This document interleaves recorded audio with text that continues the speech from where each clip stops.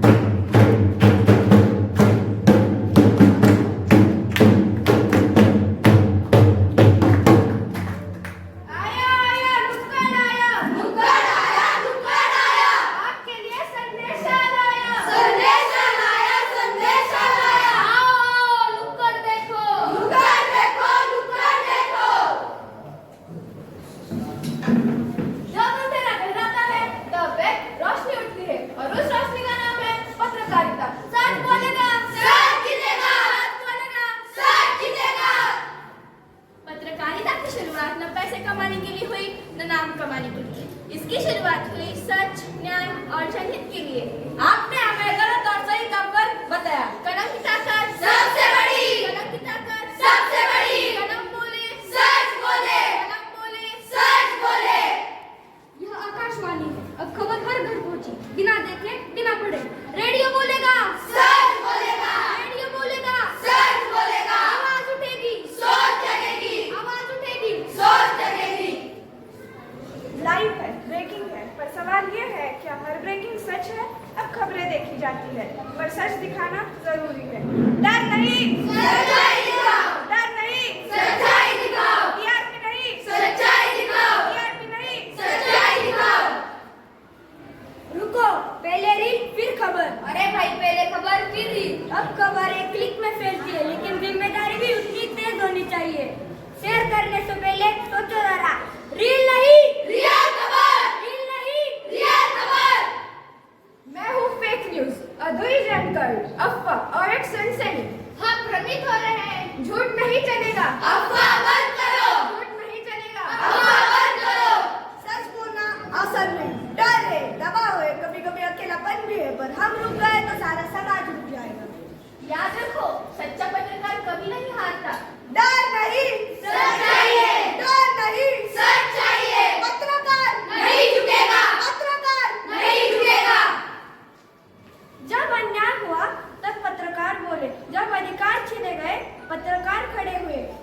इसीलिए पत्रकारिता लोकतंत्र का चौथा स्तंभ है। चौथा स्तंभ मजबूत करो, चौथा स्तंभ मजबूत करो, चौथा स्तंभ मजबूत करो। आज आप दर्शक हैं, कल लेखक हो सकते हैं, रिपोर्टर हो सकते हैं, या एक जागरूक नागरिक।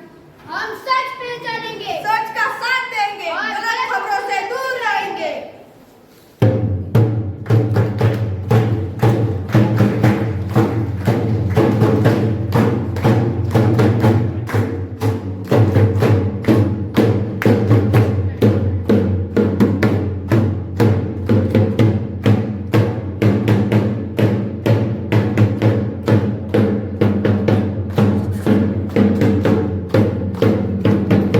सच हमारी पहचान है, सच हमारी पहचान है, सच हमारी पहचान है, सच हमारी पहचान है। जिम्मेदार मीडिया। सन्माननीय मान्यवर, विश्वस्त मंडळाचे सदस्य, शिक्षक वृंद आणि उपस्थित सर्व मान्यवरांनो, तसेच माझ्या प्रिय विद्यार्थ्यांनो, आजपासून बरोबर 3 वर्ष पूर्वी मी पत्रकार परिषद घेतली देश कारमध्ये, आणि आम्ही इंग्लिश मीडियम शाळा करतोय म्हणून आम्ही तुम्हाला सूचित केलं होतं. अगदी त्या वेळेपासून बऱ्याच पत्रकारांच्या सानिध्यात होते, बऱ्याच पत्रकारांना आम्हाला योगदान मिळालं, बरेच जणांनी आम्हाला सूचना केल्या. त्या सूचना आम्ही ऐकत आणि त्याच्यात काही ज्या सुधारणा करत आज आम्ही 3 वर्षाच्या टप्प्यापर्यंत पोहोचलो आहोत. आपणा सर्वांचे पहिले मनपूर्वक स्वागत करतो. आज सभागृहात इतके कॅमेरे, इतके मोबाईल आणि नोटपॅड पाहून मला एक क्षण असं वाटलंय की आज अध्यक्ष भाषण देणार नाही तर उद्याच्या अंकासाठी पहिला कॉलम तयार करतील.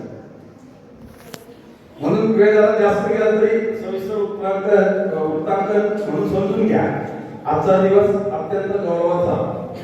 आजचा तुमचा बहुमूल्य वेळ काढून आमच्या इथे आला, आमच्या विनंतीला मान दिला आणि आम्हाला तुमचं थोडंफार का होईना पूर्ण फुलाची बाकी चर्चा करण्याचा आम्हाला चान्स दिला, त्याबद्दल मी खरंच तुमचे सर्वांचे आभार मानतो.